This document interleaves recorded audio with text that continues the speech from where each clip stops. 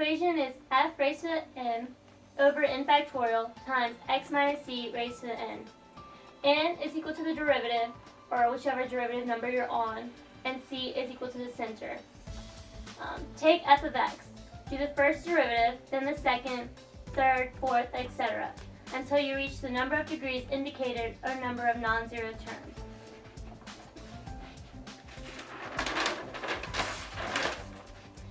Here's an example. E to the negative x squared. Find the 6th degree polynomial. So you could do it two ways. You could either do it the way we discussed before by doing the derivatives, or we can do what we already know from the cars. So we know e to the x. We know the series for that. It's n equals 0 to infinity. So 1 over n factorial times x raised to the n, and then it factors out into 1 plus x plus 1/2 x squared plus 1 over 6 x cubed. So now you're going to plug in negative x squared for every x. So now from e to the x, it's going to become e to the negative x squared.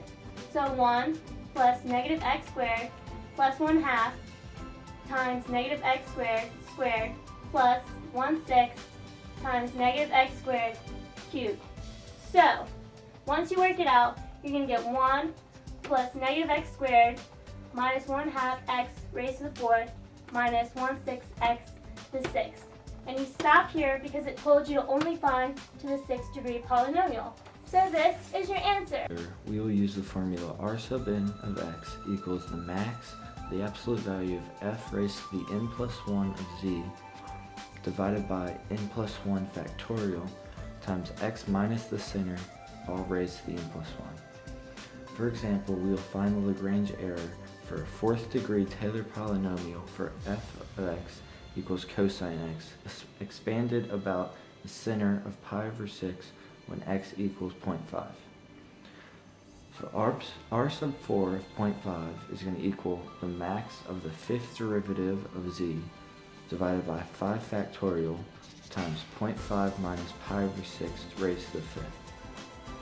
So r sub 4 of 0.5 equals the max of negative sine of x all over 5 factorial times 0.5 minus pi over 6 raised to the 5th. Negative sine of x is the 5th derivative of cosine of x.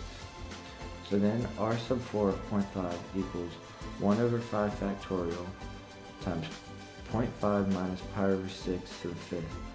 1 is the sine, or the max of the negative sine of x. So then r sub 4.5 equals 6.099 times 10 to the negative 11. Raised remainder. This is the formula that we were given in class. The absolute value of s minus s sub n equals the absolute value of r sub n, which is less than or equal to a sub n plus 1. This formula isn't the one that we used in class to solve the problems, but if you are a formula person, this is the one that you would use. What's necessary to write on your AP exam is what you always have to start off with to get credit, because it is a convergent alternating series. This has to start off your answer to every single one of the alternating series remainder problems. Then you'll say the first neglected term, for example a sub 3, is equal to some fraction, which is less than the remainder they asked for in the problem. So for example, natural log of x squared plus 1. Determine the rational number a such that the absolute value of a minus the natural log of 5 over 4 is less than 1 over 100. So the first thing you look at is 1 over 100 is the remainder that they gave you. The second thing you have to do is solve for the x so that you know what to plug in to get your fraction. So in this case, 5 over 4 is equal to x squared plus 1 when you look back at both of the problems they gave you. So then you're going to end up solving for x, and it's going to be x equals 1/2. So the third step is to write out your Taylor polynomial, and then the next thing to do is plug in the 1/2 for every place you see an x. And when it simplifies, you get 1/4 minus 1 over 32 plus 1 over 3 times 64.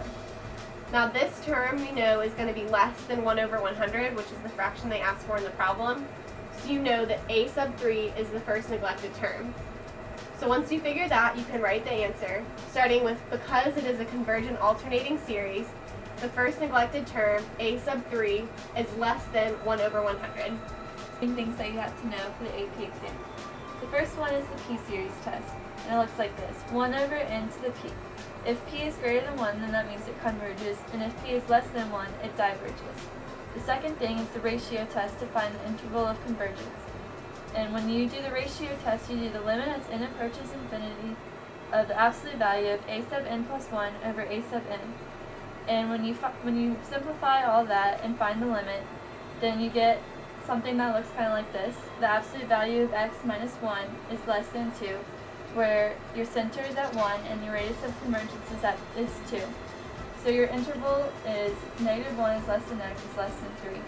And so once you get that, you have to check both endpoints to see which converge and which diverge. The third thing is the geometric series, and it looks like an exponential function, x raised to the n. If x is less than 1, it converges, and if x is greater than 1, it diverges. To find the sum of the geometric series, you plug into the formula a sub 1 over 1 minus r. The fourth thing is alternating harmonic series, and these are 3 main examples of those, and those always converge. The fifth is the harmonic series, and those look like this, and those always diverge. The sixth is the alternating series test, and if both of these apply, then it means that it converges.